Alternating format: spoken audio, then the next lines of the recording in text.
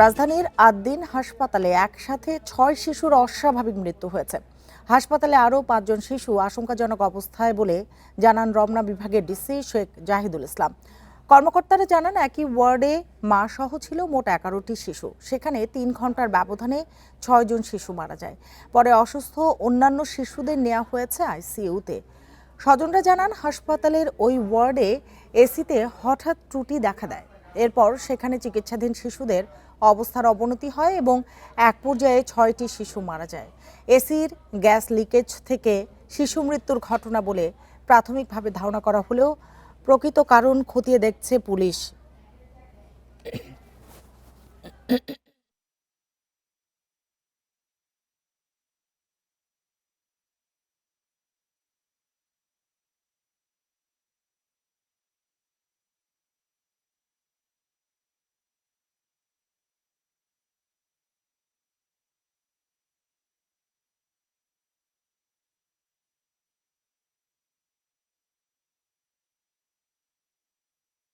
দুইটা মরলে মরতে পারে, কিন্তু 11-13 জন বা 11-12 জন বাচ্চা কিভাবে মরে, এটা একটা প্রশ্ন। 11টা বাচ্চা মোটামুটি 6টা থেকে 9টা পর্যন্ত আর কি।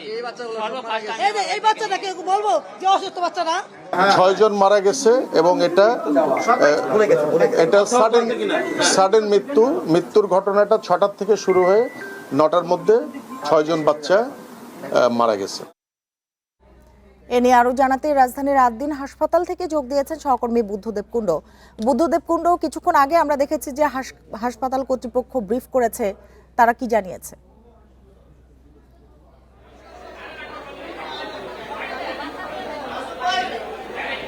তিনিও কিন্তু একই কথাই বললেন যে গতকাল রাত 12টার পর থেকে তাদের এসি সংক্রান্ত কিছু ঝামেলা হয়, কিন্তু এসির বিষাক্ত পদার্থ থেকে বা এসির কোনো লিকেজ থেকে কিনা এটি কিন্তু এখনো তদন্তাধীন বলছেন হাসপাতাল কর্তৃপক্ষ।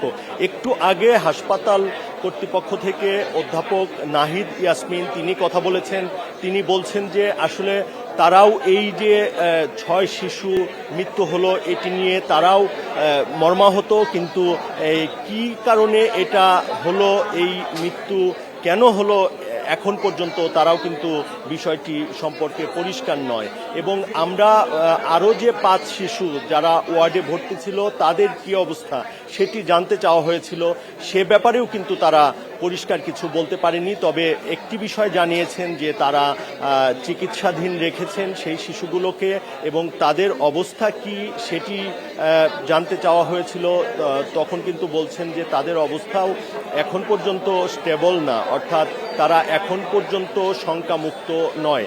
আরেকটি জিনিস আমরা জানতে চেয়েছিলাম যে এখানে যে অভিভাবকরা অভিযোগ করছেন যে নার্স রাত 12টার পর থেকে ছিল, কোনো চিকিৎসক ছিল না, সেটি বিষয়ে তিনি কি বলবেন?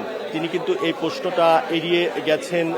তবে তিনি একটি জিনিস বলছেন যে তদন্ত কমিটি গঠন করার পরে এই শিশু মৃত্যু 6টি শিশু মারা গেছে এবং 5 জন এখনও শঙ্কাজনক অবস্থায় রয়েছেন, এই বিষয়টি তিনি জানাবেন বলে আমাদেরকে জানিয়েছেন। এখানে অভিভাবকরা এখনো আহাজারি করছে। আপনি জানেন যে ঈদের আগে 2-3 দিন আগেই তারা সন্তান তাদের পৃথিবীতে এসেছে। এই কষ্ট, এই দুঃখের কোনো বর্ণনা হয় না। এখানে অভিভাবকরা আহাজারি করছেন, তারা খুবই হতাশাগ্রস্ত। তারা বলছেন যে শুধুমাত্র হাসপাতাল কর্তৃপক্ষ তারা যদি একটু এই ব্যবস্থা নিতেন তাহলে কিন্তু তাদের সন্তানরা। এই যে বলছিলেন যে 12টায় ত্রুটি দেখা দিয়েছে এসির, গত রাত 12টায়, তখন কি তারা কোনো ব্যবস্থা নিয়েছিলেন বা কাউকে জানিয়েছিলেন এই যে ত্রুটির কথা?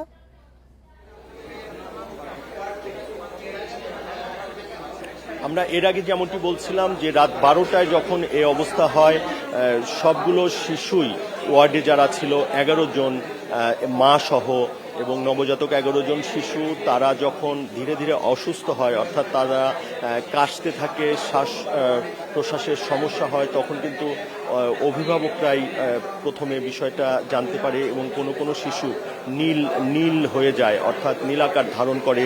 তারা মুখ বা অন্যান্য অঙ্গ নীল হয়ে যায়, তখন এই কথাটি কর্তব্যরত যে নার্স ছিল তাকে জানানো হয় এবং তারপরে কিন্তু তিনি ঠিক সদুত্তর দিতে পারেননি এবং তখন তিনিই পরামর্শ দেন যে আপনাদের শিশুদের অবস্থা খুব একটা ভালো না, আপনাদেরকে পিআইসিইউতে নিতে হবে। এবং তারপরে কিন্তু সেটি পিআইসিতে নেওয়ার যে একটি প্রক্রিয়া থাকে, অক্সিজেন লাগানো বা এখানে যে হাসপাতাল কর্তৃপক্ষের মাধ্যমে পিআইসিতে নিলে যে ভালো অবস্থাটা হতো সেটি কিন্তু করা হয়নি, এমনটি অভিযোগ করছেন অভিভাবকরা। তারা বলছেন যে তারা নিজেরা এই 11 শিশুর অভিভাবকরাই পিআইসিইউতে খোঁজ খবর নেন এবং পিআইসিতে নিয়ে যান এবং সকাল 6টার পরে একে একে যে শিশুগুলো অভিভাবকদেরকে বলা হয় যে তাদের শিশুরা আর পৃথিবীতে নেই এবং দুইজনকে হাসপাতাল কর্তৃপক্ষ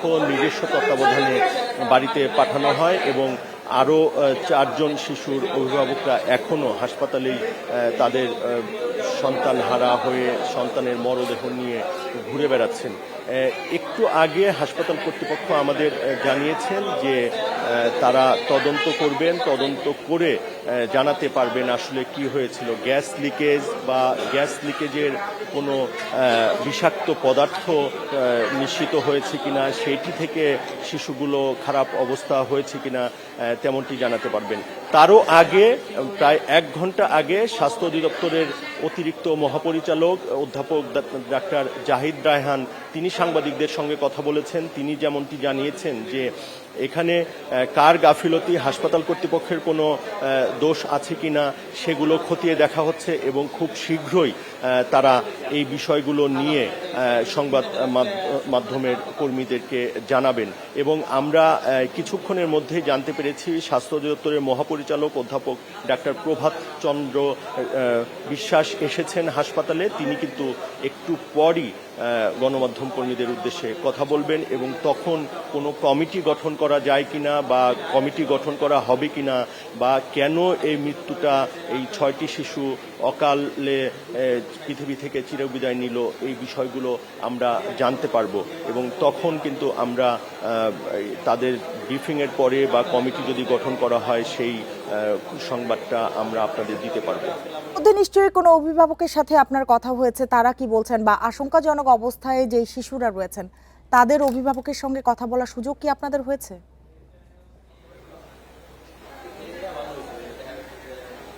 আশঙ্কাজনকভাবে যারা চিকিৎসাধীন রয়েছেন তার বাবা মারাও কিন্তু খুবই উদ্বিগ্ন, তারা পাগলপ্রায় কান্নায় ভেঙে পড়ছেন। তাদের একটা আশঙ্কা যে 6 শিশুর অভিভাবকের যে ঘটনা ঘটেছে তাদেরও সেরকম কিছু হয় কিনা। তারা কিন্তু কান্না জড়িত অবস্থায় এই হাসপাতালে অবস্থান করছেন। অনেকে যে পিআইসিইউতে রয়েছে সেখানে জানার চেষ্টা করছেন, কিন্তু হাসপাতাল কর্তৃপক্ষ বা অন্য কারো মাধ্যমে কিন্তু তারা আসলে সঠিক খবরটা পাচ্ছে না যে তার বাচ্চার কি অবস্থায় রয়েছে। আর আপনি যেমনটি জানতে চাচ্ছিলেন যে এখানে যারা সন্তান হারা হয়েছেন যে 6টি শিশুর, তার অভিভাবকরা যেমনটি জানাচ্ছেন তারা কিন্তু নানা অভিযোগ করছেন। কেউ বলছেন যে রাত 12টা স্বাস্থ্য অধিদপ্তরের পক্ষ থেকে হয়তো কোনো একটি ব্রিফিং করা হচ্ছে।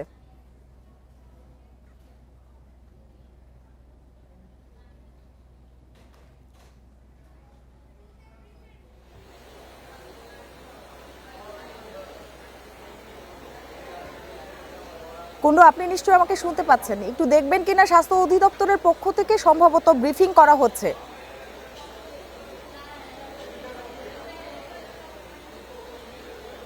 হ্যাঁ, আমি এখন 2 তলায় রয়েছি।